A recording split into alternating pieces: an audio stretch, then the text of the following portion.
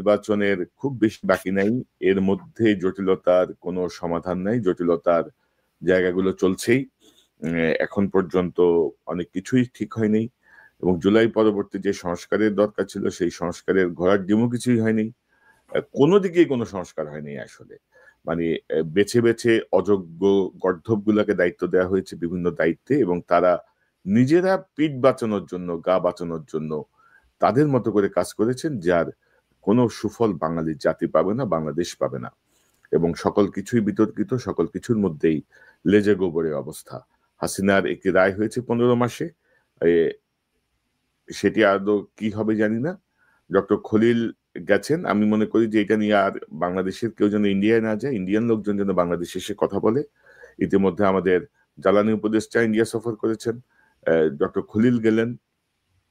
আমি মনে করি যে আর কারো যাওয়ার দরকার নেই ইন্ডিয়াকে। এত যা আমরা তো গেছি, তাই না? এখন তোমরা আসো, আলোচনা করো, একটা সমাধানে যাও, দাদাগিরি বন্ধ করো। আসসালামু আলাইকুম দর্শক, শুভেচ্ছা নিন, আপনাদের সবাইকে স্বাগত জানাচ্ছি আমি কনক সরোয়ার আজকের অনুষ্ঠানে। দর্শক, শিরোনাম দেখে বুঝতে পারছেন, বাংলাদেশের নিরাপত্তা উপদেষ্টা ডক্টর খলিলের সাথে ভারতের নিরাপত্তা উপদেষ্টা অজিত দোভালের একটি বৈঠক হয়েছে। একটি বলা চলে, পত্রিকা যেভাবে এসেছে, একটি এক্সক্লুসিভ বৈঠক, একান্ত বৈঠক হয়েছে।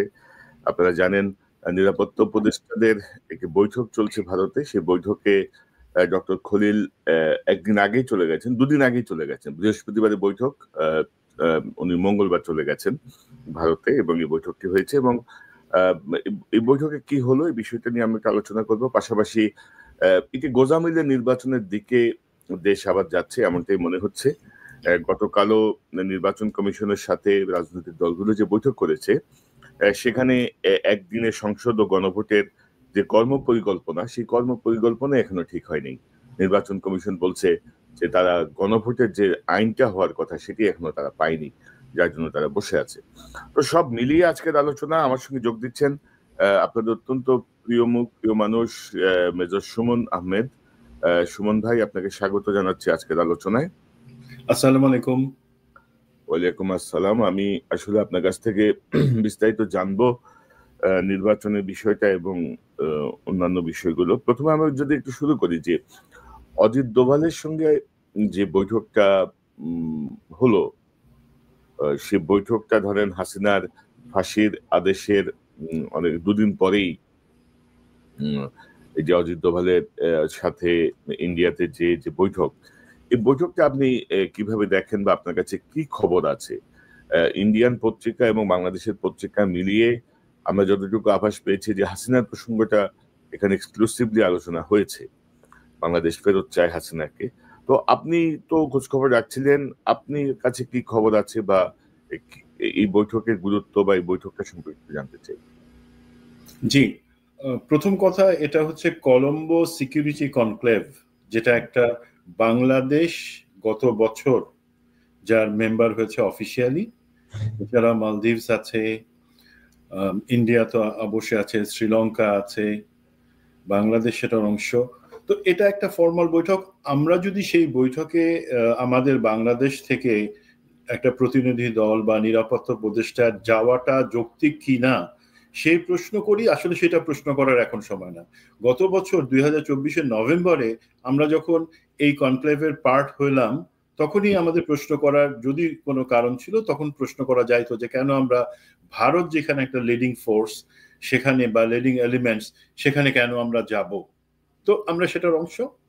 এখন সেই আলোকে সাদা দাগে এটা একটা রুটিন কনফারেন্স ছিল এই 5টা দেশে, এবং সেটা ভারতে এবার অনুষ্ঠিত হয়েছে, সেখানে বাংলাদেশ গেছে। বাট এখানে আপনি যে জিনিসটা ইম্পর্টেন্ট অ্যানালজিটা আনছেন, যে হাসিনা পরবর্তী বাংলাদেশ 1, 2 নাম্বার হচ্ছে এই মিটিংটা হয়েছে হাসিনার ফাঁসির আদেশের পরে।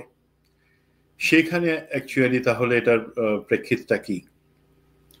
এখন আমরা একটু যদি প্রথমে আসি হাসিনার ব্যাপারটাতে। হাসিনার জিনিসটা কি দেখেন, আপনার সাথে গত মাসে একটা প্রোগ্রামে আমরা আলাপ করছিলাম। হাসিনা একটা অডিও বার্তা ছিল, সেটাতে সে মনে আছে যে সে বলছিল যে আমাদের সামরিক বাহিনীর অফিসাররা কি এত ভীতু, তাদের কি সাহস নাই যে তারা এটার ইউনূস সরকারকে হটায় দিতে পারে না বা এই ধরনের জিনিস। তখন একটা জিনিস আসলে আমি বলতে ভুলে গেছিলাম, বাট আমাদের দর্শকরা, আমরা তো আমি দুজনই দর্শকের মন্তব্যগুলা খুব সিরিয়াসলি আমরা সেগুলাকে দেখি, এবং ওখানে কিন্তু অনেক দর্শক একটা জিনিস বলছিলেন যেটাই পরিষ্কার, সেটা হচ্ছে সাহসের প্রশ্ন যদি আসে, না আমাদের সাহস নাই।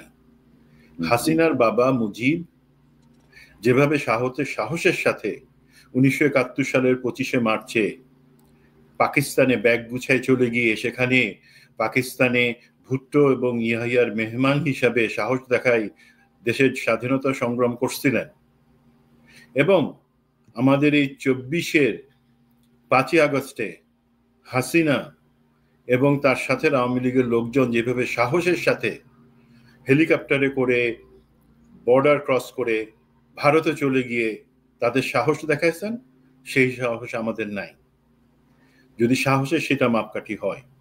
সুতরাং হাসিনা বা আওয়ামী লীগ কি, সেই তাদের সাহস কতটুকু, তাদের এই পরিস্থিতিতে আন্দোলন করবার ক্ষমতা কতটুকু, সেটা ক্লিয়ার হয়ে গেছে। দেন আমরা আসি যে হাসিনার যে শাস্তি, যেটা আদালত রায় ঘোষণা করলো আইসিটির, সেটার পরে দেখেন, আপনি যদি 2014 সালে মাওলানা দেলোয়ার হোসেন সাঈদীর ফাঁসির যে আদেশটা হইল, তারপরের প্রেক্ষিতটা আর এখনকার হাসিনা, তখন বাংলাদেশের 64 জেলার মধ্যে অলমোস্ট 38টা জেলা অচল হয়ে গেছিল এই অন্যায় রায়ের প্রতিবাদে। 144 জন শাহাদাত বরণ করছিলেন মাওলানা দেলোয়ার হোসেন সাঈদীকে যেই অন্যায়ভাবে ফাঁসির মিথ্যা একটা রায় আদেশ দেওয়া হয়েছিল তার প্রতিবাদে। আর এখানে আমরা এই নভেম্বরের 17 তারিখে হাসিনার আদেশ হলো, তারপর কয়জন মরছে, কয় জায়গায় বিক্ষোভ হয়েছে, অচল হয়ে গেছে, কিছুই হয় নাই কিন্তু।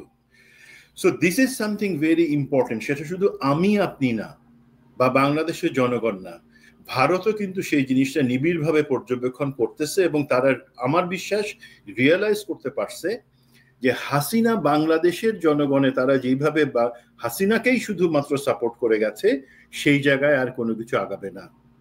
হাসিনা এখন বাংলাদেশের ক্ষেত্রে কোনো ফ্যাক্টর না, আওয়ামী লীগ কোনো ফ্যাক্টর না। এই পরিস্থিতিতে যখন এই ইনভিটেশনটা আসে এই কলম্বো সিকিউরিটি কনক্লেভে যোগদানের জন্য, মোটামুটি আমরা সবাই ধরে নিয়েছিলাম, এবং আমার সাথে সংশ্লিষ্ট যেই মন্ত্রণালয় বা যারা ডেলিগেশন, তাদের সাথে যে কথা হয়েছে, তারা বলছিলেন যে ওনারা সিরিয়াসলি চিন্তা করতেছেন না ওখানে জয়েন করবার জন্য।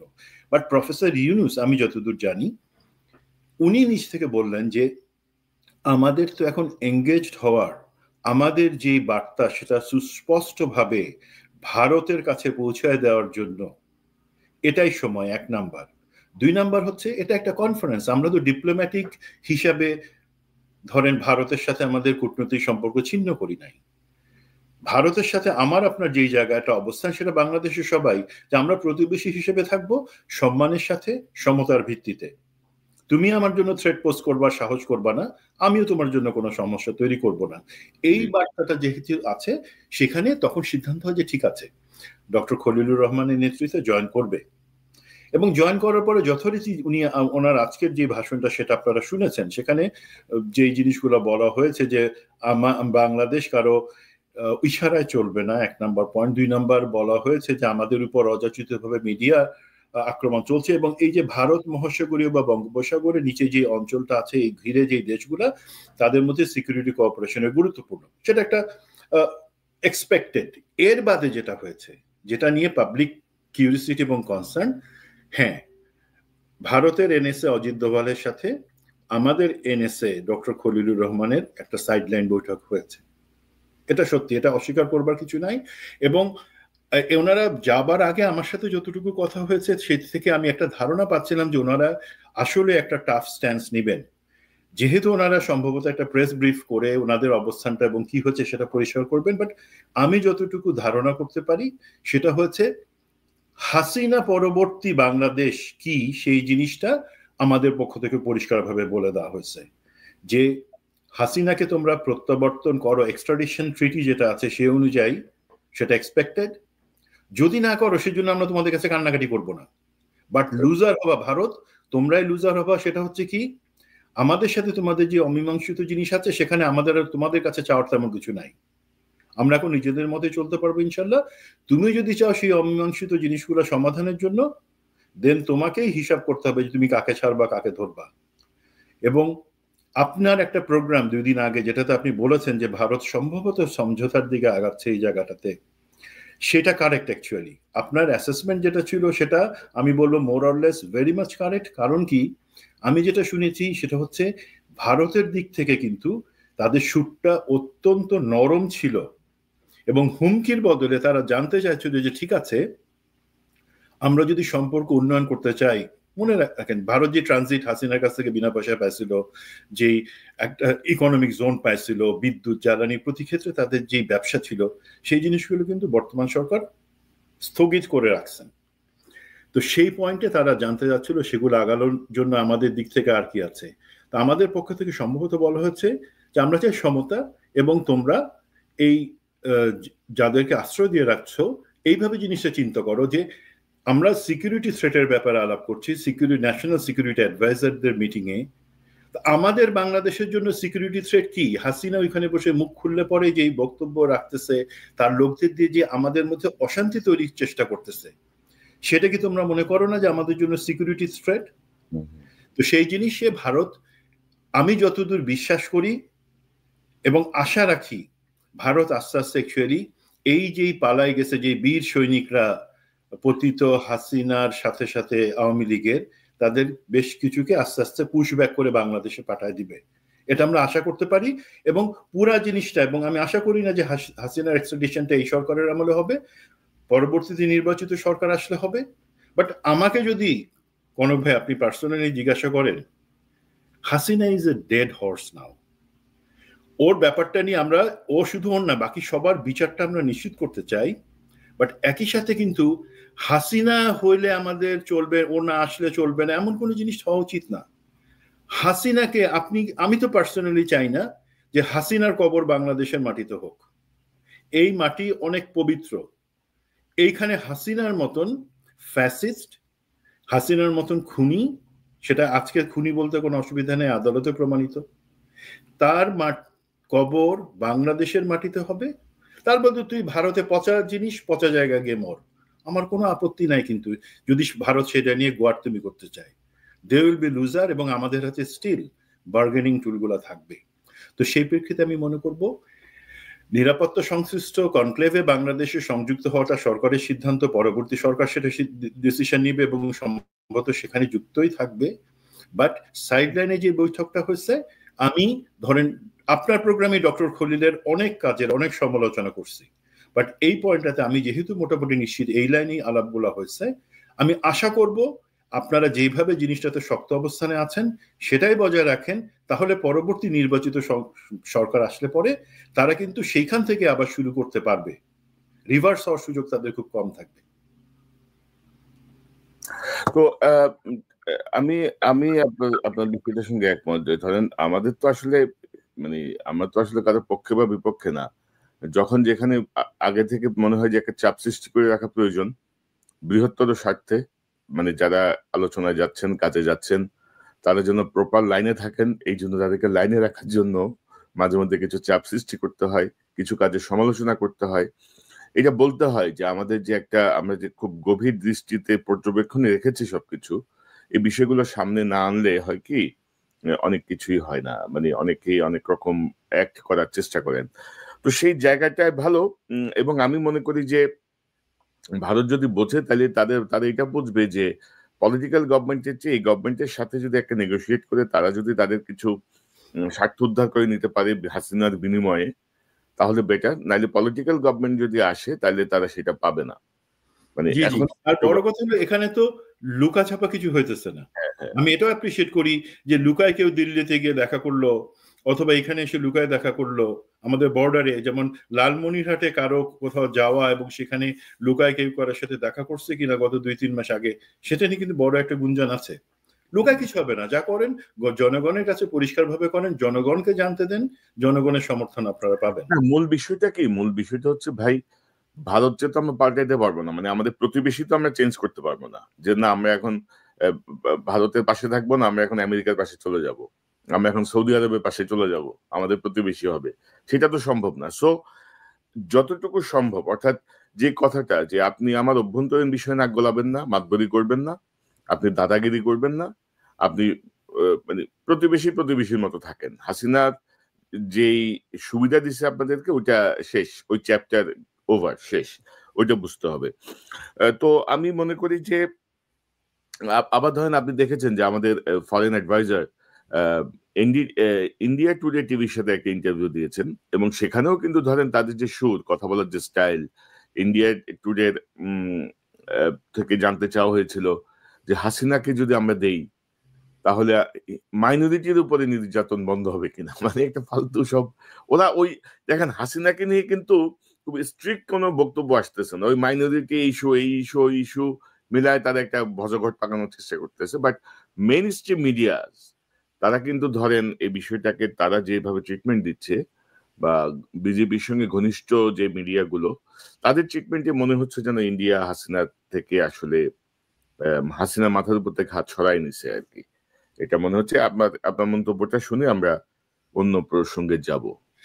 এখানে আমি মিস্টার তৌহিদকে ধন্যবাদ দিতে চাই যে উনি আপনি যদি ওনার প্রথম থেকে 5ই আগস্ট পরবর্তী ওনার বক্তব্যগুলো, অবস্থান এবং বিশেষ করে পাকিস্তানের সাথে বাংলাদেশের সম্পর্কের ক্ষেত্রে উনি যেই জটিলতা তৈরি করার মতন কিছু মন্তব্য করছিলেন, সেগুলোর আমরা সমালোচনা করছি। এবং এইখান থেকে আমি বলবো যে উনি যেই যতটুকু বক্তব্য শুনছি আমার কাছে মনে হচ্ছে উনি সেখান থেকে কিছুটা উপরে এসে কিছুটা মেরুদণ্ড সোজা করে কথা বলার চেষ্টা করছেন। বাট দুইটা জায়গা আমার আপত্তি আছে কোনো ভাই। একটা হচ্ছে ওনার এই জিনিসটা বা ব্যাখ্যা, হাসিনা সংক্রান্ত ব্যাখ্যার জন্য ভারতীয় মিডিয়ার সাথে কথা বলাটা প্রথমে কেন জরুরি হলো? আমাদের দেশের মিডিয়া আছে, সেটা ভালো লাগে না আপনাদের? তাছাড়া আন্তর্জাতিক স্বনাম খ্যাত মিডিয়া আছে, আল জাজিরা, আপনারা বলেন আল জাজিরার সাথে ইন্টারভিউ করবেন, আপনারা বলেন বিবিসি ওয়ার্ল্ডের সাথে ইন্টারভিউ করবেন, সিএনএন এর সাথে করবেন, আমরা ব্যবস্থা করে দিচ্ছি যেগুলো নিউট্রাল, তাদের সাথে কথা বলে সেই জিনিসগুলো জানান। দ্বিতীয় যে জিনিসটা হচ্ছে, এই যে ভারত যেই জিনিসটা সবসময় করে যে তাদের পক্ষ থেকে বলবার সমস্ত মিথ্যা কিছু ভিত্তিহীন জিনিসকে পুঁজি করে তারা প্রশ্নগুলা করে। তো প্রশ্নের উত্তর দেওয়ার সময় আমি জানি আপনি একজন ডিপ্লোম্যাট, আপনাকে ডিপ্লোম্যাটিক অ্যান্সার দিতে হবে। আমার মতো তো আপনি বলতে পারবেন না যে ভারতের তেরি-বেরি করলে থাপ্পড় দিয়ে বসায় দিব, আপনি বলতে পারবেন না। বাট আপনার প্রথমেই বলা উচিত এইসব ক্ষেত্রে যে আপনার প্রশ্নটাই ভিত্তিহীন, বাট সেই ক্ষেত্রে আমাদের উত্তরটা আমি এইভাবে দিচ্ছি। আমি ডিপ্লোমেসি অত বুঝি না, পড়াশোনাও আপনাদের লাইনে করি নাই, বাট এটা সাধারণ জিনিস। তো সেই জায়গায় আপনাকে ক্লিয়ার করা উচিত ছিল। তবে আপনি যেটা বললেন সেটাই আমার মাথায় প্রথম থেকে ভাবনা ছিল যে আমাদের পররাষ্ট্রমন্ত্রীর মর্যাদায় যে ব্যক্তি, তিনি কেন ভারতের একটা চ্যানেলে সাক্ষাৎকার দিবেন? ভারতের কোনো মন্ত্রীকে আমাদের চ্যানেল সাক্ষাৎকার নিতে পারবে না। 2 নাম্বার হচ্ছে তৌহিদ হোসেন একটু ভারতপন্থী, এটা আমরা সবাই জানি। উনি দীর্ঘদিন ভারতে কাজ করেছেন, বাংলাদেশ মানে ভারতে কাজ করেছেন, মানে আমাদের হাই কমিশনে তিনি কর্মকর্তা ছিলেন, সম্মত রাষ্ট্রদূত ছিলেন। তো ওইটা হচ্ছে গিয়ে ওনার দীর্ঘ সময় পোস্টিং। এবং আপনি যদি দেখেন, যদি প্রেজেন্টারকে বলছিলেন ভাই বলে সম্বোধন করছিলেন, ভাই, জি জি, খুবই অবজেকশনেবল করছিলেন। আমি আপনাকে বলতে পারি কোন ভাই, তাই না? আমি বলতে পারি, কিন্তু এখন আপনি যখন মন্ত্রী হয়ে যাবেন বা আমি যখন মন্ত্রী হয়ে যাব, তখন আপনি একটা পজিশনের একটা অনার তো আছে, তাই না? এবং আমি কিন্তু সেই প্রেজেন্টারে সেই অনারটা আমি দেখি নাই। বা আমাদের তৌহিদ হোসেন যে দেখলে আমার কেন মনে হয় কি জানেন, উনি একটু বাঁকা হয়ে থাকে সবসময়, দাঁড়াইতে পারে না সোজা হয়ে, উনি মেরুদণ্ড সোজা আমি দেখি না, মনে হয় উনি সবসময় বাঁকা হয়ে আছে, কেমন যেন একটা আমরা চাই যে এগুলো হোক, মানে আমরা এখন হাসিনার বিচারটা ফাইনালাইজ করতে চাই, যেন দৃষ্টান্ত হয়ে থাকে পৃথিবীর বুকে যে গণহত্যাকারীদের কোনো ক্ষমা নাই। তো আপনার ওই থেকে শব্দ আসছে, সম্ভবত বাইরে কাজটা করছে নাকি? আমি এখানে আমার গার্ডেনার, সে গার্ডেন ক্লিন করতেছে, সরি ফর দ্যাট। তো আমরা কি অন্য প্রসঙ্গে যাই যে একটি গোজামালের নির্বাচনের পথে বাংলাদেশ যাচ্ছে আর কি। ধরেন গতকাল আমরা যেটা দেখলাম যে 13টা রাজনৈতিক দলের সঙ্গে সংলাপে অংশ নিয়েছে নির্বাচন commission, BNP, Jamaat Islami, NCP, গণসংহতি আন্দোলন, নাগরিক ঐক্য, নাগরিক অধিকার পরিষদ, বাংলাদেশ জাতীয় পার্টি, জাতীয়তাবাদী গণতান্ত্রিক আন্দোলন, বাংলাদেশ রিপাবলিক পার্টি, বাসদ সমাজতান্ত্রিক দল, বাংলাদেশ লেবার পার্টি, মাইনরিটি জনতা পার্টি। এত পার্টি আছে তাও জানি না। 55টা নিবন্ধিত দলের মধ্যে 4 দিনে 48 দলের সঙ্গে নির্বাচন কমিশন বৈঠক করেছে এবং সে বৈঠকের ফলাফল আসলে মানে কি বলবো, ধরেন আজকে নভেম্বরের 20 তারিখ, তফসিল ঘোষণা করার কথা হচ্ছে ডিসেম্বরের 5 থেকে 7-এর মধ্যে, আর নির্বাচন হওয়ার কথা হচ্ছে ফেব্রুয়ারির 5 তারিখে। তো আজকে থেকে যদি আপনি হিসাব করেন, নভেম্বর 20 থেকে ডিসেম্বর 20, 30 দিন ধরেন, ডিসেম্বর 20 থেকে জানুয়ারি 20, 30 দিন, 60 দিন, ওইদিকে ধরেন আপনি আরো 15 দিন। তো 75 দিন ধরেন, আমরা ধরে নিলাম, মানে 75-76 দিন ধরেন আজকের দিন থেকে। তো 76 দিন আগে এসে ধরেন যে আলোচনাটা হওয়া দরকার, তারা এখনো কর্ম পরিকল্পনা চাচ্ছে, গণভোট ও আচরণবিধি প্রতিপালনের সক্ষমতা নিয়ে প্রশ্ন উঠছে, মাঠ প্রশাসনের রদবদল ও নির্বাচনী কর্মকর্তা নিয়োগ নিয়ে নানা বিতর্ক চলছে। আমি যদি আপনাদেরকে একটু দেখা, আমি এটার আলোকে একটা স্লাইড তৈরি করেছিলাম যে বিএনপি বলছে যে একই দিনে নির্বাচন ও গণভোট, ইসির স্পষ্ট পরিকল্পনা চেয়েছে, ডিসিদেরকে বাদ দিয়ে ইসির নিজস্ব কর্মকর্তা দিয়ে রিটার্নিং অফিসার বানানোর প্রস্তাব দিয়েছে বিএনপি। আচরণ বিধিতে শাস্তির বিধান স্পষ্ট নয়, এটাকে সাধারণীকরণ, জেনারেলাইজ করার বা ক্লিয়ার করার একটা দাবি জানিয়েছে বিএনপি। জামাত ইসলামী ডিসিএসপির রদবদলকে পরিকল্পিত বলছে। জামাত ইসলামী বলছে যে একটা জায়গায় কাউকে বদলি করা হচ্ছে, আবার সে বসে যাওয়ার আগে আবার বদলি করা হচ্ছে, এটাকে তারা পরিকল্পিত বলছে। তারা, জামাতের দাবি হচ্ছে তফসিলের পরে লটারির মাধ্যমে এইসব বদলিগুলা করতে হবে। একই দিনে 2 ভোটে ভোটার বিভ্রান্ত হবে বলে জামাত মন্তব্য করছে। আচরণবিধির অসঙ্গতি তারা তুলে ধরছে। এনসিপি বলছে গণভোটের প্রক্রিয়া, নীতিমালা ও সময়সীমা জানতে চেয়েছে। আচরণবিধিকে নিপীড়নমূলক বলে সমালোচনা করেছে। পোস্টার নিষিদ্ধের বিরোধিতা করেছে। দলীয় প্রধান ছাড়া অন্য ছবি নিষিদ্ধে সৃষ্ট জটিলতা তুলে ধরে তারা প্রশ্ন রেখেছে। গণসংহতি আন্দোলন একই দিনে 2 ভোটে আলাদা বুথের প্রয়োজন বলে মন্তব্য করেছে। গণনার সময় দীর্ঘ হবে বলে মন্তব্য। পোস্টার, বিলবোর্ড নিষেধাজ্ঞা পুনর্বিবেচনার দাবি। দলগুলোর সঙ্গে আলোচনা ছাড়া আইন সংশোধনকে ভুল সিদ্ধান্ত বলে মন্তব্য। নাগরিক ঐক্য এবং অন্যান্য দল বলছে অবৈধ অস্ত্র উদ্ধার, বৈধ অস্ত্র জমার প্রস্তাব। আওয়ামী ঘরানা রাজনৈতিক দলগুলোর অংশগ্রহণ ঠেকানোর দাবি। নিরপেক্ষ নির্বাচনের জন্য নানা প্রস্তাব তারা দিচ্ছে। নির্বাচন কমিশন বলছে যে গণভোট আইনের জন্য তারা অপেক্ষা করছে, আইন হলে তারা প্রস্তুতি শুরু করবে। এখন ডক্টর ইউনূস খুব সম্ভবত 13 তারিখে এই ঘোষণাটা দিয়েছেন যে নির্বাচন এবং গণভোট একই সঙ্গে হবে ইত্যাদি ইত্যাদি। 7 দিন পার হয়ে গেলেও কিন্তু এখন পর্যন্ত গণভোটের আইন যেটা গভর্নমেন্ট যে ইয়েটা, ওইটা এখনো আসে নাই। তো কঠোর আচরণবিধি বাস্তবায়নে সবার সহযোগিতা আছে চায় নির্বাচন কমিশন। এখন তো এই যে ধরেন এইসব এই বিষয়গুলো তো আছে। পাশাপাশি আমি যদি আপনাকে বলি যে আমাদের যেটা আমরা দেখছি আর কি, যে নির্বাচন কমিশনের এখনো ধরেন ওই যে বডি ক্যামেরা কেনা হবে, এখনো ড্রোন কেনা হবে। আমি যদি আপনাকে একটা সংবাদ দেখাই, তারপরে আপনার সাথে আলোচনায় ছেড়ে দেবো আপনার কাছে। এই সংবাদটা যদি দেখেন প্রথম আলোর, জাতীয় সংসদ নির্বাচনের আগে পুলিশের জন্য বডি ক্যামেরা আসবে। অর্থ উপদেষ্টা আগামী জাতীয় সংসদ নির্বাচনে মাঠ পর্যায়ে নিরাপত্তা জোরদার করতে 40,000 বডি ক্যামেরা কেনার সিদ্ধান্ত আগেই হয়েছিল। তো এই যে অবস্থাটা, আপনি কি মনে করেন নির্বাচনের দিকে দেশ যাচ্ছে, কি পরিস্থিতি কি? জি, অবশ্যই নির্বাচনের দিকে দেশ যাচ্ছে, বাট সেটা কেমন নির্বাচন, দ্যাটস দ্য কোশ্চেন। জি, এখন প্রথমে যেটাতে আসি, আপনি যে বডি ভুলে যাবো হয়তো বডি ক্যাম, হ্যাঁ এটা আগে থেকেই সিদ্ধান্ত ছিল, সেই জায়গায় ইলেকশন কমিশনে সেই ডিমান্ডটা করছিল। ভাই বডি ক্যাম বা অন্যান্য জিনিসগুলো, এগুলো হচ্ছে আনুষঙ্গিক। হাজার বডি ক্যাম থাকুক, হাজার অনলাইন থাকুক, আপনি কিন্তু জিনিসটা ঠেকাইতে পারবেন না যতক্ষণ পর্যন্ত। আমি আমি একটা বিষয় ক্যারেক্ট করে দিই দর্শক, সুমন মেজর সুমন প্রায় 60টি নির্বাচন কন্ট্যাক্ট করেছেন বাংলাদেশে। তো নির্বাচন নিয়ে তার যে ব্যক্তিগত অভিজ্ঞতা, ধরেন এই যে বডি ক্যামের কথা বলছি আমরা, ড্রোনের কথা বলছি আমরা, কি করবেন আপনি বডি ক্যাম দিয়ে রেকর্ড করে কি করবেন? ওই ওই বডি ক্যামের ফুটেজ দেখে যে সিদ্ধান্ত, ওই সিদ্ধান্ত হইতে হইতে সংসদের মেয়াদ শেষ হয়ে যাবে। এরকম বহু ঘটনা বাংলাদেশে আছে।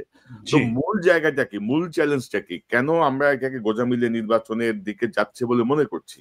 আপনার একটা বিশ্লেষণ সব মিলায় যদি একটু বলেন, এটা দাবি এবং সবকিছু মিলিয়ে। জি জি। তো যেটা বলছিলাম যে আনুষঙ্গিক জিনিস সেগুলো থাকবে অবশ্যই, এগুলো হলে ভালো হয়, বাট আসল যে জিনিস কোনটা, আসল জিনিসটা হচ্ছে নির্বাচনের যারা স্টেক হোল্ডার্স, এক হচ্ছে রাজনৈতিক দলগুলা, 2 নাম্বার সরকার, 3 নাম্বার হচ্ছে ইলেকশন কমিশন, 4 নাম্বার যেটাকে আমরা সবসময় ইগনোর করি সেটা হচ্ছে জনগণ। সেই জায়গায় কি আমরা এক জায়গায় আসতে পারি? আমার একটা রিকোয়েস্ট কিন্তু এটা বলবার আগে যে পিনাকিদা, ইলিয়াস, আপনি, আমার মনে হয় আপনাদের এডিটোরিয়াল পলিসিতে নেক্সট 3 মাসের জন্য একটু চেঞ্জ আনা দরকার। হাসিনা ওকে, আওয়ামী লীগ ওকে, মানে তারা এখন পচা মুখ, হ্যাঁ পা কাটবার ভয় আছে, একটু সাবধান থাকবো। বাট আমাদের এই যে ভবিষ্যৎ বাংলাদেশ আমরা যে গড়তে চাচ্ছি, সেই ক্ষেত্রে আমাদের কোন কোন জিনিসগুলোর ব্যাপারে মতৈক্য দরকার। ঐকমত্য কমিশন তো ফেল করে গেছে, টাকা খাওয়া ছাড়া আর কোনো কিছুই তারা করতে পারে নাই। এখন দেখেন রাজনৈতিক দলগুলো যখন একটা ঐক্যমত্যের জায়গায় আসবে যে না ঠিক আছে, একটাই জুলাই সনদের আগেই যে জিনিসটা অ্যাকচুয়ালি ডিক্লারেশনটা আসা উচিত ছিল, declaration of rights and freedom, যেটা অ্যাকচুয়ালি অনেক সভ্য দেশ তাদের স্বাধীনতার পরে প্রথমেই করছে, 1 পাতার 2 লাইনের জিনিস। সেটা হচ্ছে এই পরিস্থিতিতে ফ্যাসিজম পরবর্তী বাংলাদেশে ন্যায় বিচার, অর্থনৈতিক পুনরুদ্ধার এবং গণতন্ত্রের স্বার্থে আমরা সমস্ত রাজনৈতিক দল আগামী 1টা বা 2টা নির্বাচন যেভাবে তারা মনে করে যে কোনো হানাহানি বা নির্বাচন কেন্দ্রিক কোনো মারামারি বিশৃঙ্খলা হবে না, সেটার প্রমিস করছি। যখন এই ঐক্যমত্যে আসে জিনিসটা, আপনারা বললেন পলিটিক্যাল পার্টি তো তাদের কথা রাখে না, নো, তাদেরকে এটা দেশের জনগণের কাছে নিজেদেরকে যে না নিজেরা তার মানে আন্তরিক সেটা প্রমাণের জন্য এই একটা ডেক্লারেশনে সাইন করা জরুরি। এখনো সময় আছে। ভালো হয়েছে ঐক্যমত কমিশন চলে গেছে, পালাই গেছে, কোথায় গেছে আমি জানি না, বাট এখন আমরা যারা আছি বৃহৎ রাজনৈতিক দলগুলোকে সেটা নিতে হবে। 2 নাম্বার, আপনারা এবং আমরা জনগণ, আমরা রাজনৈতিক দলগুলোর কাছে যখন বলবো যে ঠিক আছে তোমরা 5টা ব্যাপার তোমাদের নির্বাচনী যেটা আমরা বলি ম্যানিফেস্টো, ঘোষণা, যেটা অঙ্গীকার, সেই জায়গায় অন্তর্ভুক্ত করবা কি করবা না সেই চ্যালেঞ্জ তাদের করতে পারি। যদি তোমরা অন্তর্ভুক্ত করো তোমরা ভোটের কনসিডারেশন আসবা, যদি না করো তোমরা ভোটের কনসিডারেশন বাদ। 1 নাম্বার, যে গুম খুন এবং জুলাই অভ্যুত্থান যা আছে সেগুলা সেই সময় যে হত্যা সেগুলার বিচারটাকে সম্পূর্ণ করবার অঙ্গীকার, যে সেগুলো আমরা সম্পূর্ণ করব। 2 নম্বর হচ্ছে যে দুর্নীতি হচ্ছে সেই দুর্নীতি বাজদের বিচার আমরা কমপ্লিট করব, তাদেরকে আমরা কেউ সাথে রাখবো না, নির্বাচনে তাদের থেকে কোনো অনুদান টাকা কোনো কিছু নিব না, এবং আমরা ক্ষমতা আসলে তাদের সঠিক বিচার করব। 3 নম্বর হচ্ছে আমাদের যেই যেটাকে আমরা বলি সংস্কার, একটা বিচার বিভাগ, প্রশাসন, শিক্ষা ব্যবস্থা সংস্কারটা জরুরি। ধরেন কিভাবে হাসিনা এই গত 15 বছরে আমাদের শিক্ষা ব্যবস্থাকে নোজ ডাইভ করাইছে, পুরা একদম গাত্তার মধ্যে ফেলে দিছে। কি ওই লটারি সিস্টেম করে রাখছে, ভর্তির ক্ষেত্রে বাচ্চারা লটারি সিস্টেমে। ভাই তাহলে আপনারা বিসিএস, প্রশাসন, আপনাদের নির্বাচন কমিশন, সরকার লটারি করেন না কেন? 10 জনের নাম দেন, কনক লটারিতে চলে আসলে কনক উপদেষ্টা হবে। সেভাবে তো হচ্ছে না ভাই, একটা তারা নিয়ম মেনে চলতেছে। সেই জায়গাটাতে সেই সংস্কারগুলা তারা করবে, সেটার অঙ্গীকার তাদেরকে করতে হবে। তো এই যে অঙ্গীকারের জায়গা, সেটা যদি তারা একসাথে করে তখন কিন্তু জনগণ বেছে নেওয়ার সুযোগ পাবে, তখন মারামারি হানাহানি সেই জিনিসগুলো হবে না। এখন আমরা যদি আসি ওইখানে প্রস্তুতির ব্যাপারে, প্রথমে আসেন যে হ্যাঁ সরকার বলছে যে একটা নির্বাচন করবে, এবং আমি মনে করি আমাদের পুলিশ প্রশাসনের একটা ঘোষণা আপনি নিশ্চয়ই দেখছেন যে পুলিশ প্রশাসন বলেছে যে 2018 এবং 2024 সালের ভোটারবিহীন অথবা দিনের ভোট রাতের নির্বাচনে সংশ্লিষ্ট যে পুলিশের কর্মকর্তা ছিলেন তাদেরকে তারা সাইডলাইন করে রাখবে, প্রত্যক্ষভাবে এই নির্বাচনে অংশগ্রহণের তাদের সুযোগ থাকবে না। That's a good decision. But আমরা অন্য কোনো আমাদের জনপ্রশাসন অথবা বিভিন্ন বাহিনী থেকে এই ধরনের কোনো অঙ্গীকার পাই নাই। জনপ্রশাসন আমার বিশ্বাস আছে সেটা তারা নিশ্চিত করবেন। আর বাহিনী ধরেন সেনাবাহিনী বা যারা আছে সেখান থেকে অ্যাকচুয়ালি সেটার জন্য যে রিফর্মস দরকার আমার মনে হয় না প্রফেসর ইউনূস সেটা চিন্তা করেন বা সেই রাস্তায় আগাচ্ছেন।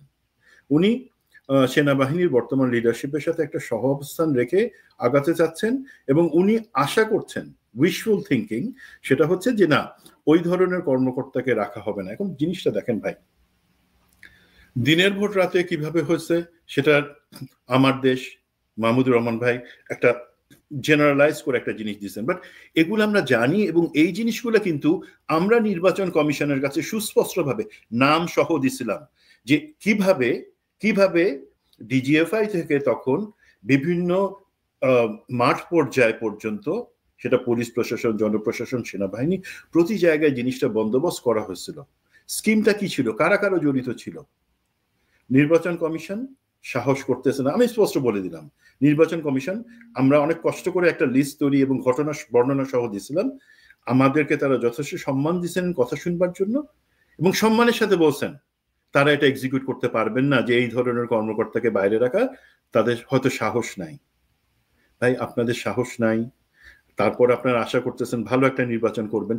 একটা এক্সাম্পল দিই ভাই, ধরেন সবকিছু ঠিকঠাক আছে, এখানে কোনো জালিয়াতি, রিগিং বা দিনের ভোট রাতে হবে না, আপনার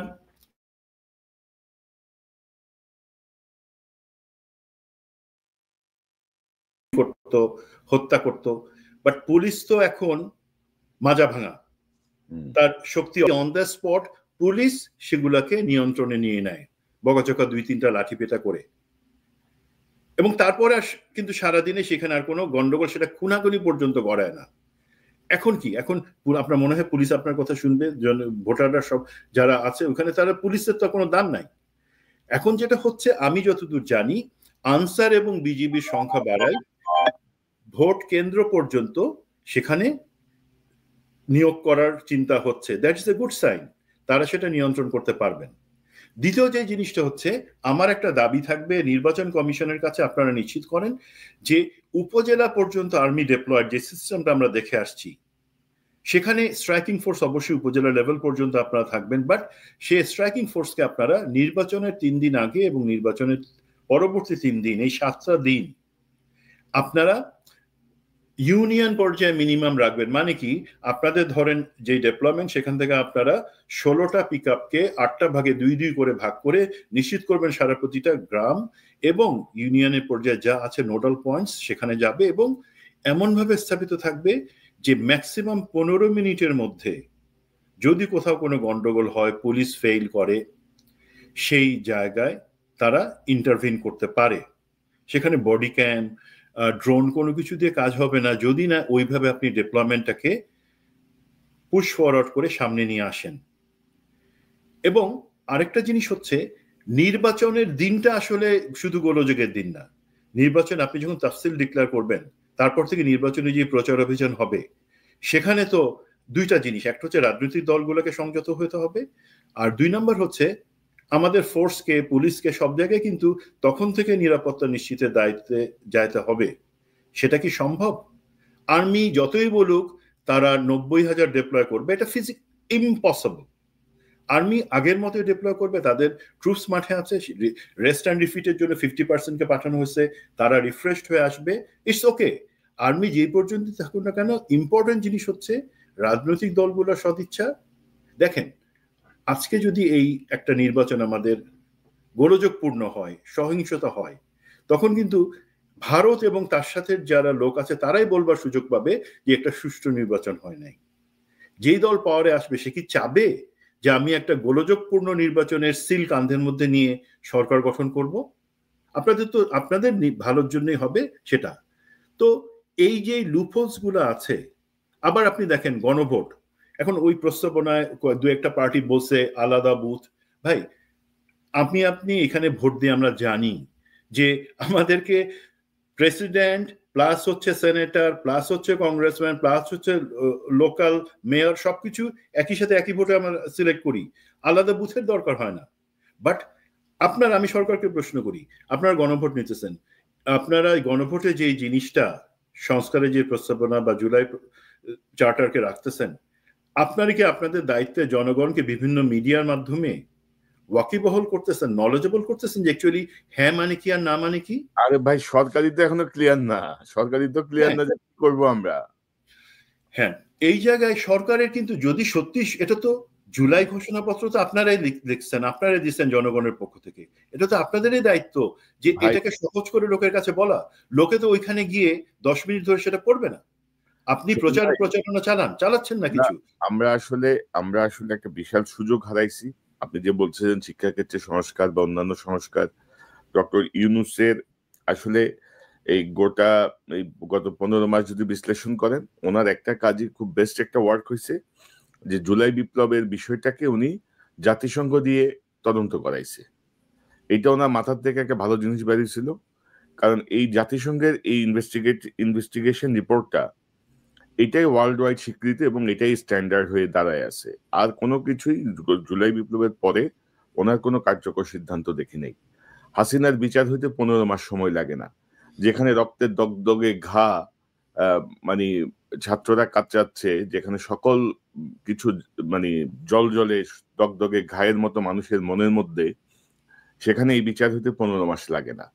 এই বিচার তাও হয়েছে, ভালো কথা। আমরা ভুলে গেছি যে কিভাবে কারা এই 626 জনকে আশ্রয় দিছিল, কারা এই সেনাবাহিনীর জেনারেলদেরকে পালাই যেতে সহায়তা করছে, কারা কোথায় কি করছে, আমরা এগুলো সব ভুলে গেছি, আমরা সব ভুলে যাই।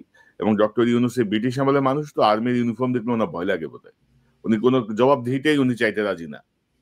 তো আপনি মানে মানে মানে এটা ভাই খুবই ক্লিয়ার কথা। আমরা বারবার বলছি ভাই, ছাগল দিয়ে হাল চাষ করতেছেন, ঐক্যমত্য কমিশন মানে একটা ছাগল দিয়ে আপনি হাল চাষ করতেছেন, তাই হয়েছে, লেজে গোবরে করে ফেলছে। না ভাই, ঐক্যমত্য কমিশনের ব্যাপারে আমার যে অবজারভেশন, সেটা আপনারটা হচ্ছে ছাগল দিয়ে। আমার কিন্তু যেটা মনে হয়, এবং এটা দুর্ভাগ্যজনক হবে আমার ধারণাটা যদি ঠিক হয়, ঐক্যমত্য কমিশনের যে সদস্য ছিলেন, ধরেন মনির হায়াত এবং যারা, তারা ইচ্ছা করে কিন্তু, এটা ছাগল না যে তারা বুঝেন না, তারা বুঝে সুঝে কিন্তু অনৈক্য লাগাই দিচ্ছেন পলিটিক্যাল পার্টিগুলোর মধ্যে। যাতে আমাদের কি ভাই, এখন আমাদের উচিত, ওকে হাসিনা চলে গেছে, আওয়ামী লীগ যাতে আর কখনো না আসতে পারে, দেশে ফ্যাসিজম কায়েম না হয়, সেই ব্যাপারে একমত হই। পরে বাকিগুলা বছরের পর বছর সেই জিনিসগুলা পলিটিক্যাল কালচারেই সেগুলো অ্যাডজাস্ট হয়ে আসবে। তারা তো সেইটা না করে অন্য জায়গায় হাত দিচ্ছেন।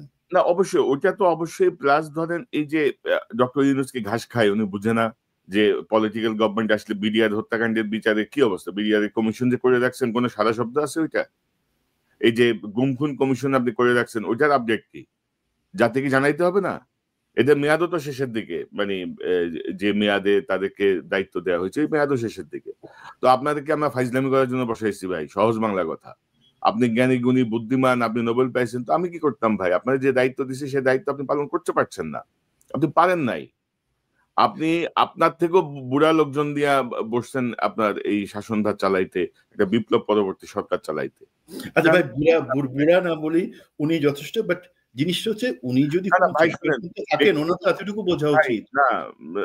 সুমন ভাই, ব্যক্তি ইউনূসের জায়গায়, ওনার 3-0 থিওরি, ওনার নোবেল পুরস্কার, ওনার গ্রামীণ ব্যাংক, কোনো কিছু নিয়ে আমার কোনো মানে ইয়ে নাই।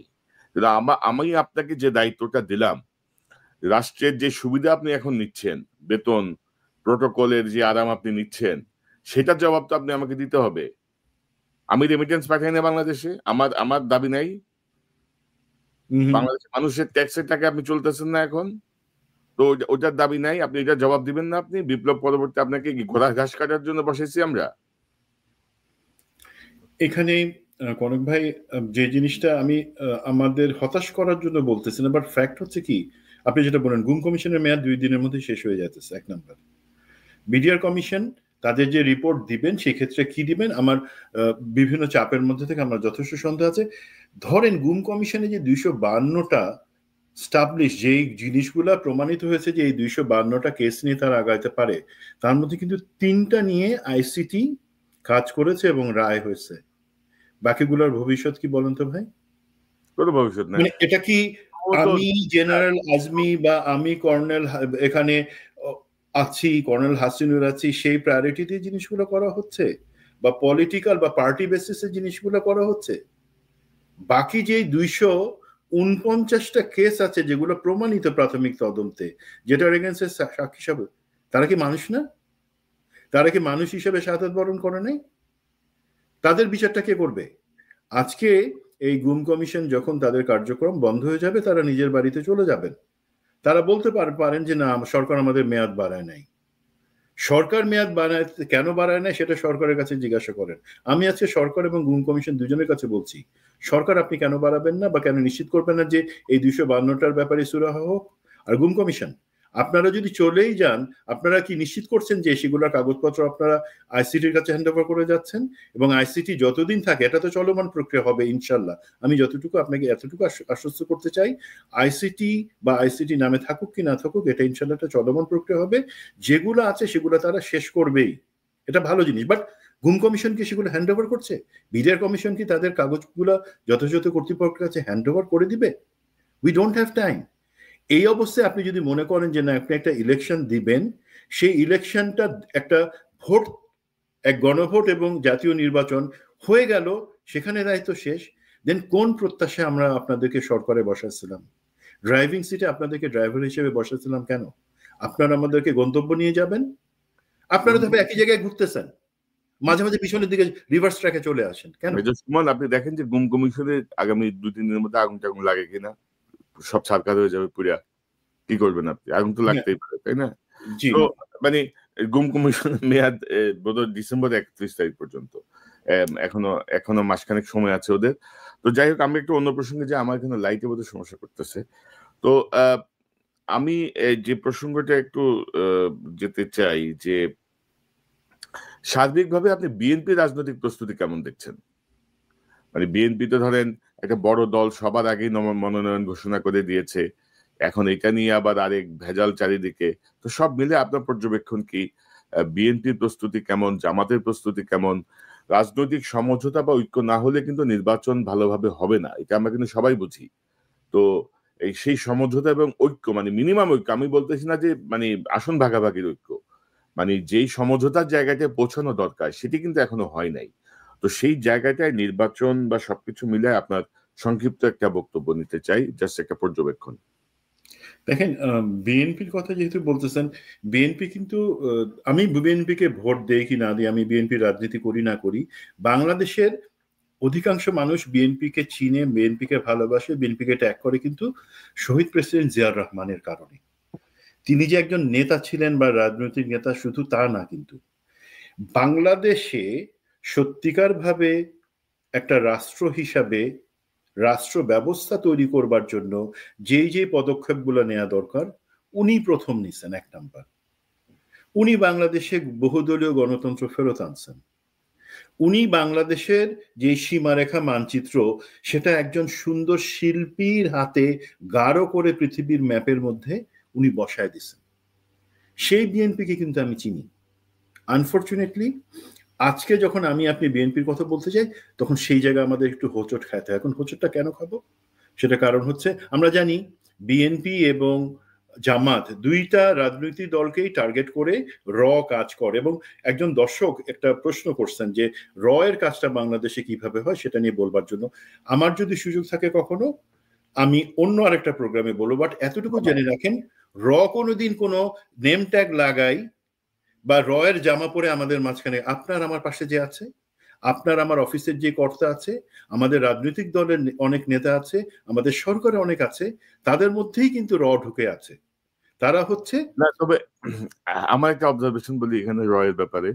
জি, হাসিনা যে উৎখাত হতে যাচ্ছে, র এত, আমরা অনেক বড় বড় কথা বলি না, র টেরও পাই নাই।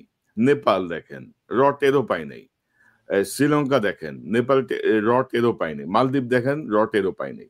সো আমার মনে হয় কি জানেন তো, আমাদের দেশের এই চরিত্রহীন যে জায়গাগুলো আছে আর কি, সেনা কর্মকর্তা থেকে শুরু করে প্রশাসনের কর্মকর্তা, এই রয়ের যে একটা জুজু চারিদিকে, এই জুজুটাকে তারা কাজে লাগায়। তারাই বলে যে ভাই আমার কাছে ইনফরমেশন আছে, আমাদের কত দিবা, আমাদের কিন্তু সচিব বানাইতে হবে, আমাদের কিন্তু মেজর জেনারেল বানাই দিতে হবে, তাহলে তোমার আমি ইনফরমেশন দিব, এটাই বুঝছেন? তো আমার মনে হয় না যে আপনার ধারণাটাকে আমি উড়াই দিব না, এটা অনেক ক্ষেত্রে সঠিক। তো এই ভারতীয় যে প্রেশার বা ভারতীয় যে ইচ্ছা, সেই ইচ্ছাটা এই জামাত বিএনপি সবার মাঝখানে চাপাই দেওয়ার একটা ইচ্ছা সবসময় আছে। তার এগেইনস্টে কিন্তু আমাদের বড় রাজনীতিগুলোকে কাজ করতেছে।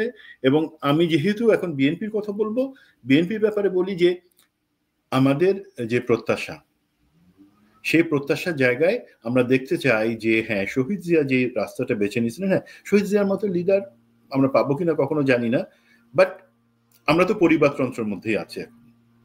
তার মধ্যে থেকে তাহলে সেটা একটা ভালো দিকও আছে, আমি সেই লেগাসিটা আমি ক্যারি ফরওয়ার্ড করি, আমি দেখাই যে হ্যাঁ আমার বাবা যেই রাস্তায় যেইভাবে বিজ্ঞতার সাথে জিনিসগুলো করেছেন সেটা করি।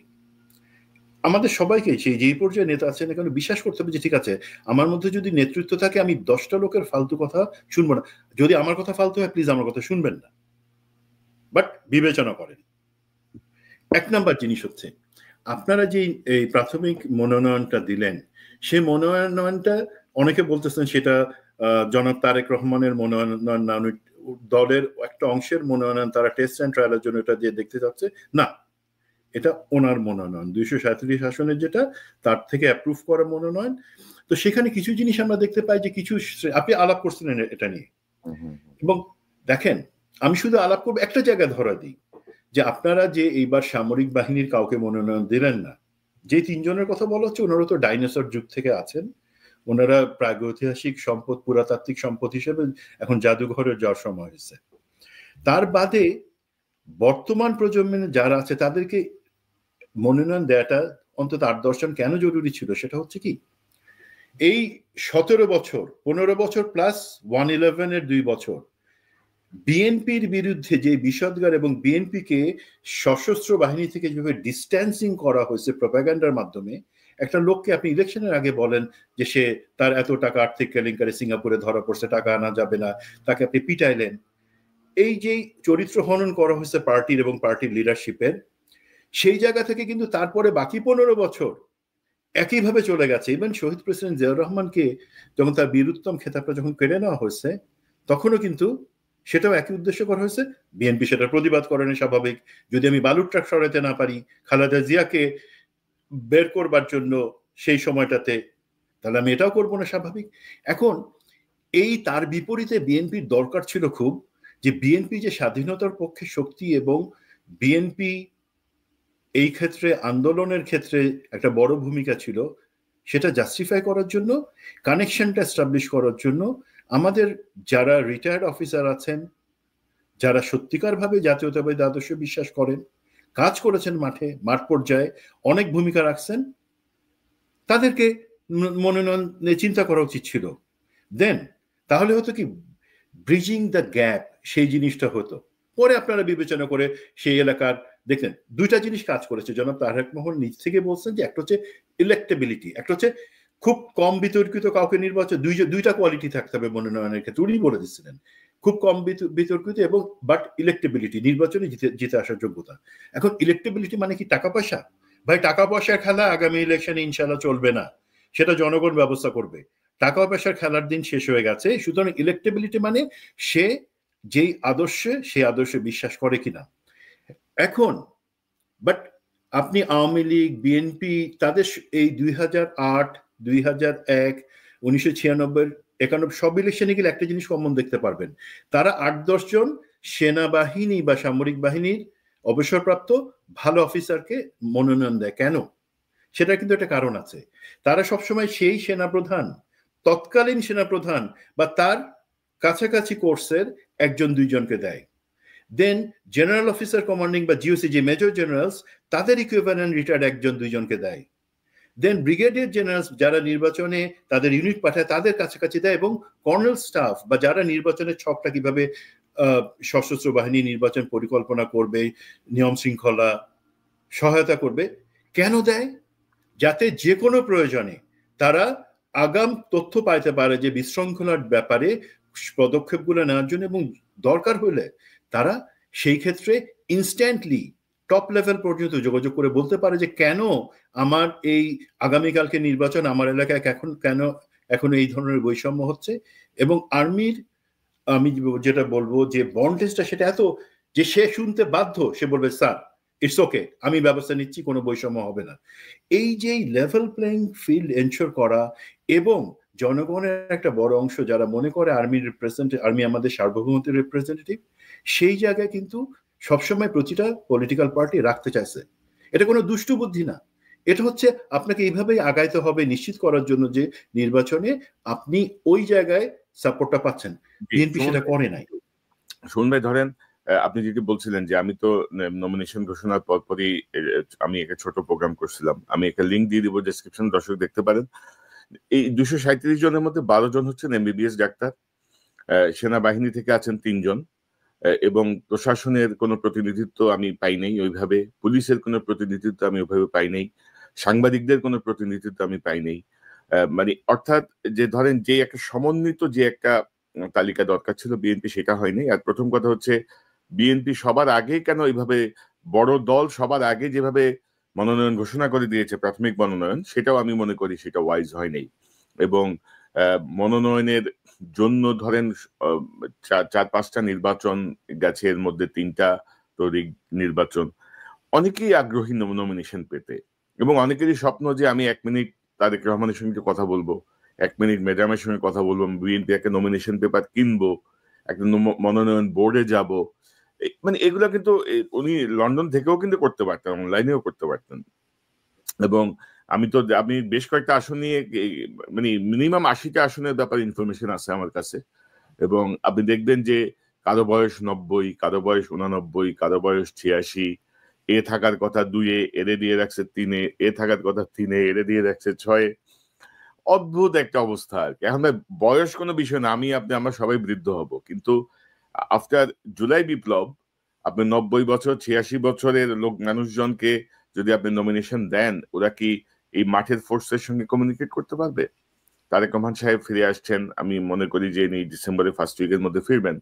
তো ফিরলে 18 বছর আগের বাংলাদেশের যে অবস্থা ছিল, মানে 18 বছরের পরের বাংলাদেশের মানুষের ঢাকা ঢাকা সহ বাংলাদেশের কাঠামোগত পরিবর্তন যেমন হয়েছে, মানুষের মনোজগতেও ব্যাপক পরিবর্তন হয়েছে।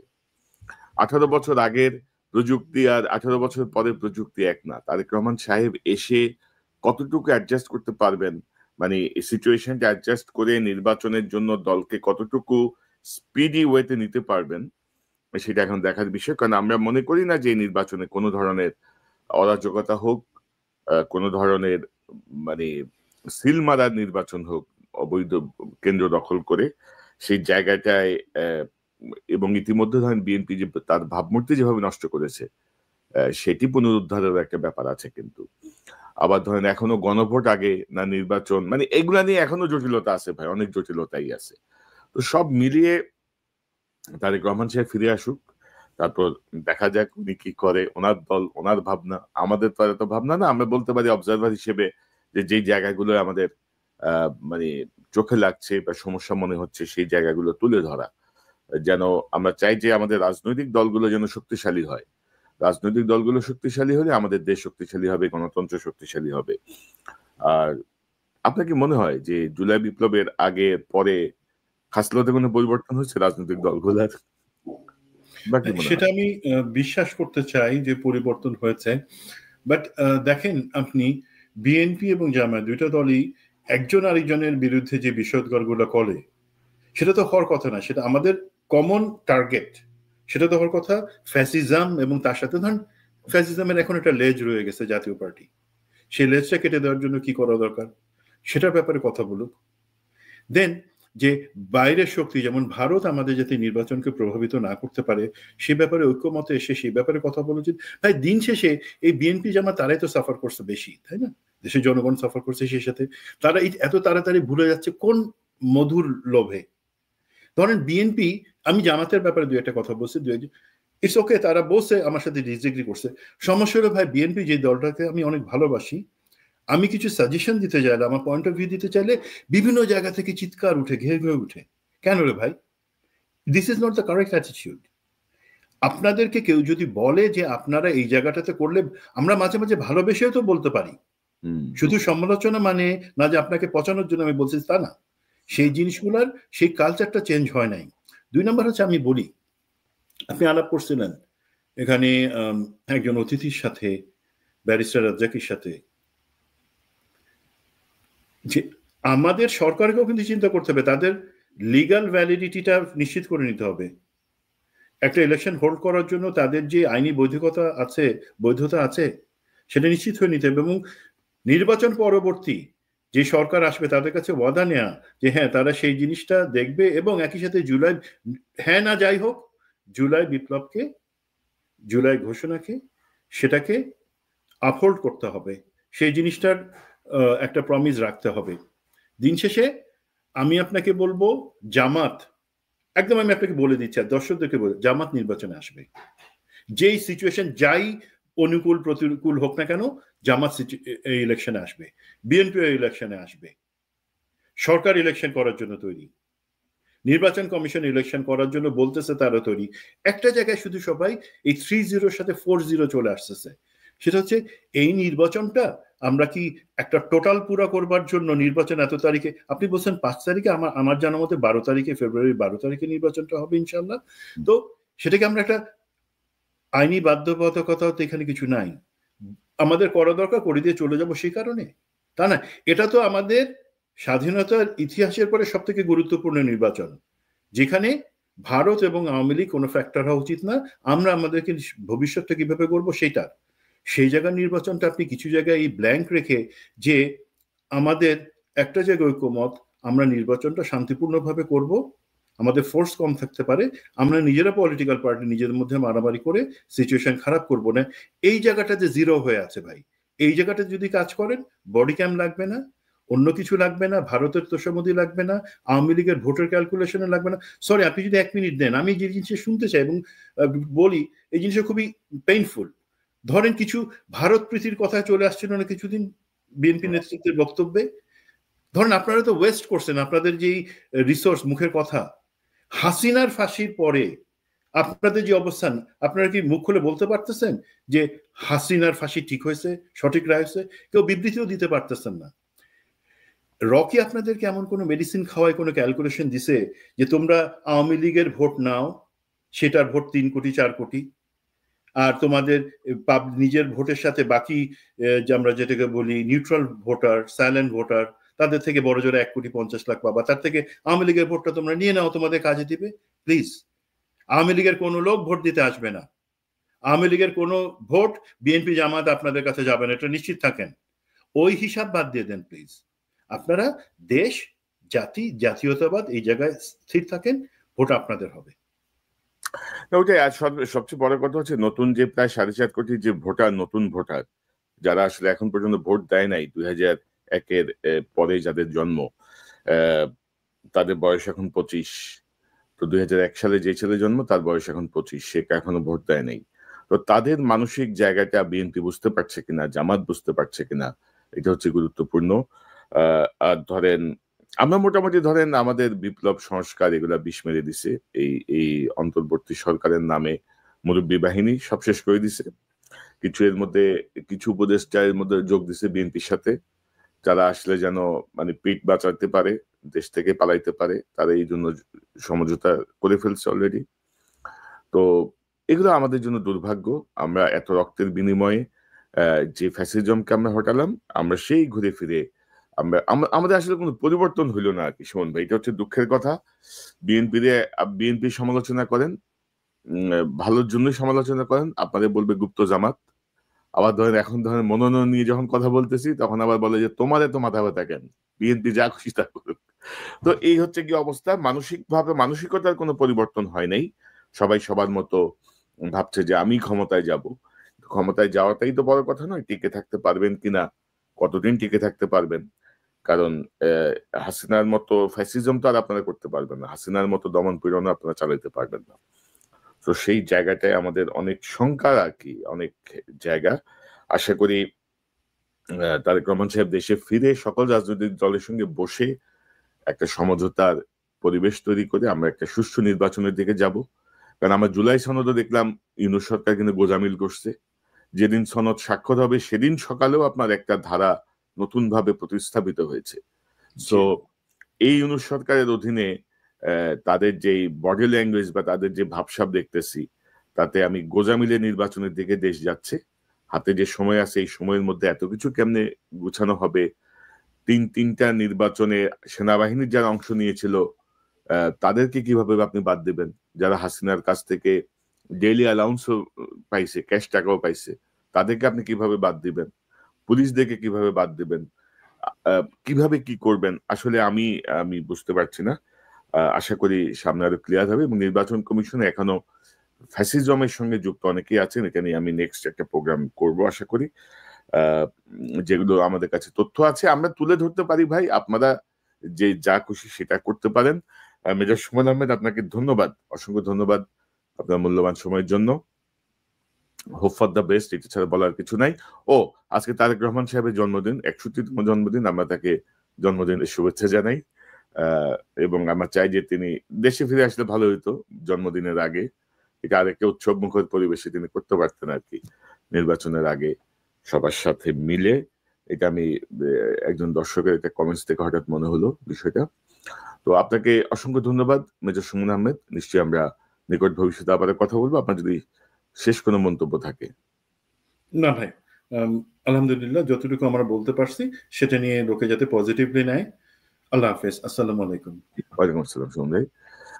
দর্শক, এখন যেটা অনুষ্ঠান শুনলে নিশ্চয়ই আপনার আলোচনা মর্মার্থ উপলব্ধি করতে সক্ষম হবেন। নির্বাচনের খুব বেশি বাকি নাই, এর মধ্যে জটিলতার কোনো সমাধান নাই, জটিলতার জায়গাগুলো চলছেই। এখন পর্যন্ত অনেক কিছুই ঠিক হয়নি এবং জুলাই পরবর্তী যে সংস্কারের দরকার ছিল সেই সংস্কারের ঘোড়ার ডিমও কিছুই হয়নি। কোনো দিকেই কোনো সংস্কার হয়নি আসলে। মানে বেছে বেছে অযোগ্য গর্ধব গুলাকে দায়িত্ব দেওয়া হয়েছে বিভিন্ন দায়িত্বে, এবং তারা নিজেরা পিঠ বাঁচানোর জন্য, গা বাঁচানোর জন্য তাদের মতো করে কাজ করেছেন, যার কোনো সুফল বাঙালি জাতি পাবে না, বাংলাদেশ পাবে না। এবং সকল কিছুই বিতর্কিত, সকল কিছুর মধ্যেই লেজে গোবরে অবস্থা। হাসিনার একটি রায় হয়েছে 15 মাসে, সেটি আদৌ কি হবে জানি না। ডক্টর খলিল গেছেন, আমি মনে করি যে এটা নিয়ে আর বাংলাদেশের কেউ যেন ইন্ডিয়ায় না যায়, ইন্ডিয়ান লোকজন যেন বাংলাদেশে এসে কথা বলে। ইতিমধ্যে আমাদের জ্বালানি উপদেষ্টা ইন্ডিয়া সফর করেছেন, ডক্টর খলিল গেলেন। আমি মনে করি যে আর কারো যাওয়ার দরকার নেই ইন্ডিয়াকে। এত যা আমাদের গেছি, তাই না? এখন তোমরা আসো, আলোচনা করো, একটা সমাধানে যাও, দাদাগিরি বন্ধ করো, তাহলে সবকিছু ঠিক হয়ে যাবে। পাশাপাশি এই শেষ সময়েও যদি কিছু করার থাকে ডক্টর ইউনূসের, 15 মাসের টোটাল একটা ফেলিয়ারের পরে সংস্কার বা এসব জায়গায় যদি কার্যকর যদি কিছু করতে পারেন, আমরা সেই আশা করব। আর না হলে রাজনৈতিক দলের দিকে আমরা তাকায় থাকবো। দল আসলে কতটুকু কি করবে আমাদের সন্দেহ আছে। তারপর আমরা প্রত্যাশা করি যে এই জুলাই বিপ্লবটা যে কারণে হয়েছে সেই ঘটনার পুনরাবৃত্তি যেন বাংলাদেশে না ঘটে।